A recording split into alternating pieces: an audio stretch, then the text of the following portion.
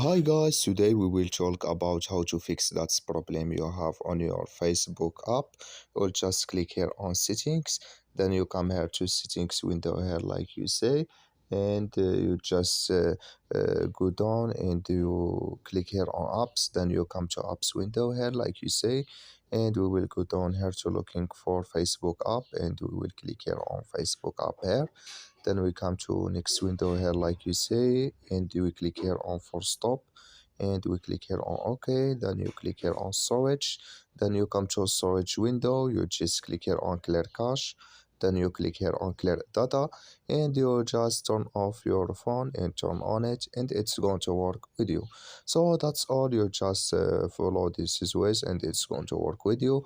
Thank you for your watching. Don't forget to support us by like and subscribe, and see you in next video about all Facebook settings.